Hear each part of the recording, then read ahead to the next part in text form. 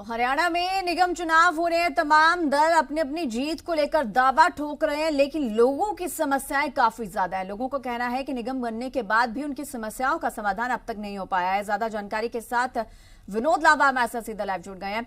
विनोद, लोगों को हम लगातार सुन रहे हैं, निगम चुनाव हो रहे हैं, तमाम दल अपनी अपनी जीत का दावा तो कर रहे हैं, प्रचार भी शुरू कर दिया है, लेकिन लोग कह रहे हैं कि उनकी समस्याओं का हल निगम बनने के बाद भी नहीं हुआ।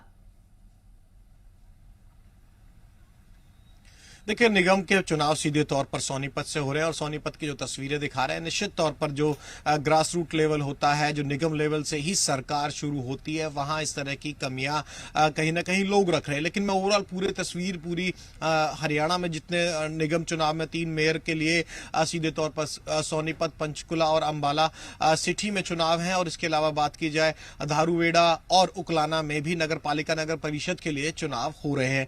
अब बात कर लेते हैं सोनीपत की। सोनीपत का आपने जिक्र किया, बीजेपी की तरफ से ललित बत्रा हैं, कांग्रेस की तरफ से निखिल मदान है और कांग्रेस से बागी होकर अशोक छावड़ा मैदान में। यहां मुकाबला दिलचस्प इसलिए भी बनेगा क्योंकि संदीप राणा को उतार दिया है निर्दलीय विधायक बलराज कुंडू ने, जिन्होंने जनसेवक मंच बनाकर अपना उम्मीदवार उतारा है। तो सोनीपत एक ऐसी सीट, सोनीपत एक ऐसा मेयर का चुनाव जहां नजर कांग्रेस और बीजेपी दोनों की रही होगी और रहेगी भी, क्योंकि जिस तरह से आपने देखा बड़ौदा उपचुनाव हुआ था, बड़ौदा उपचुनाव में जीत हुई कांग्रेस की। तो सोनीपत के शहरी इलाके में गढ़ बचाने की और शहर में अपनी जो पकड़ बनाए रखने की चुनौती बीजेपी के सामने, और कांग्रेस के लिए ग्रामीण सीट थी जो विधानसभा का चुनाव हुआ, उपचुनाव हुआ, वहां जीत मिली है। इसके अलावा बात कर लेते हैं अंबाला की। अंबाला में डॉक्टर वंदना शर्मा बीजेपी की उम्मीदवार है, कांग्रेस की तरफ से मीना अग्रवाल है, तो ये भी मुकाबला दिलचस्प होगा। और पंचकुला की बात करें, पंचकुला को लेकर पूरा मामला एक तरह से कहें राजनीतिक हो चुका है, क्योंकि ज्ञानचंद गुप्ता लगातार पंचकुला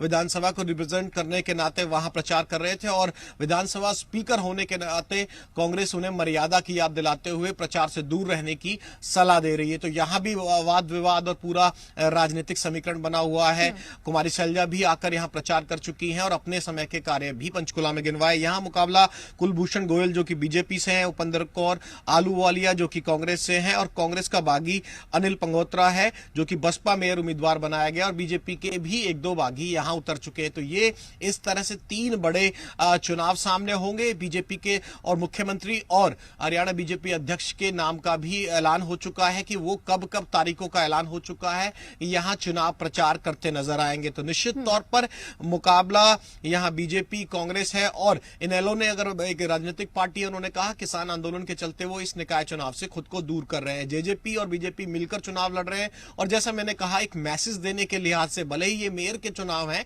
लेकिन बड़ौदा उपचुनाव में जिस तरह से मौजूदा बीजेपी जेजेपी गठबंधन सरकार को हार मिली थी, ये चुनाव सरकार के लिहाज से भी काफी महत्वपूर्ण है। बिल्कुल विनोद, एक गौर करने वाली बात यह भी है क्योंकि ये शहर के चुनाव है और कांग्रेस कह रही है कि बीजेपी ये चुनाव नहीं जीत पाएगी क्योंकि किसान आंदोलन का असर पड़ेगा, जबकि बीजेपी का साफ कहना है कि किसान आंदोलन का कोई असर नहीं देखने को मिलेगा इन चुनावों में। क्या लगता है, वाकई शहर के चुनाव है लेकिन किसान आंदोलन के चलते इस बार यहां पर मुकाबला कड़ा हो सकता है? क्या इसका कोई असर देखने को मिल सकता है?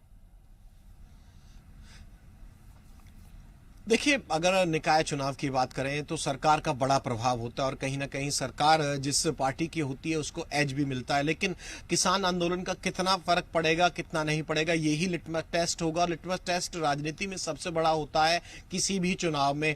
कैप्टन अभिमन्यु की बात की जाए, पंचकुला के प्रभारी हैं, पूर्व कैबिनेट मंत्री हैं, और जिस तरह से उनकी जो बातचीत की जाए, उन्होंने भी साफ तौर पर कहा कि यहाँ किसान आंदोलन का ज्यादा फर्क नहीं पड़ेगा। डॉक्टर केसी वांगड़ की अगर बात की जाए, जेजेपी के राष्ट्रीय उपाध्यक्ष हैं, उन्होंने तो संख्या बताते हुए यह भी कह दिया कि निकाय में रहने वाले, नगर निगमों में रहने वाले 99% लोग किसान नहीं है, तो इसका सीधा असर नहीं पड़ेगा।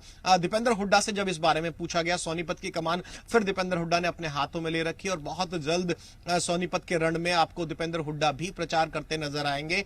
1-2 दिन में उनके भी प्रोग्राम फाइनल हो रहे हैं। उनका साफ तौर पर कहना है कि ये भूल है बीजेपी और जेजेपी की, और ये बयान देना खुद को जेजेपी किसानों से अलग कर रही है कि निकाय चुनाव में किसान नहीं होंगे। एक तीखा हमला दीपेंद्र हुड्डा द्वारा किया गया बीजेपी जेजेपी पर, जो जिस तरह से कहा कि ऑन रिकॉर्ड कहा कि निकाय चुनाव में कांग्रेस इस तरह के जो आंदोलन है, किसान आंदोलन है, उसका असर नहीं पड़ेगा।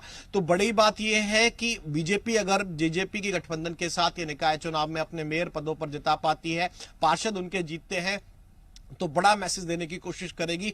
अभी फिलहाल कह रहे हैं कि किसान आंदोलन का असर नहीं है, लेकिन निश्चित तौर पर सरकार इसमें अपनी ताल ठोकेगी अगर जीतते हैं तो। वहीं कांग्रेस सहित जो बाकी विपक्षी दल हैं, जिस तरह से बलराज कुंडू एक निर्दलीय विधायक भी अपना कैंडिडेट उतार चुके हैं सोनीपत में, वो तमाम लोग कहीं ना कहीं किसान आंदोलन के बाद अगर जीत नहीं मिलती गठबंधन को तो ये बताने की कोशिश करेंगे कि सरकार पॉपुलरिटी अपनी खोती जा रही है। बिल्कुल, चलिए बहुत शुक्रिया तमाम जानकारी के लिए।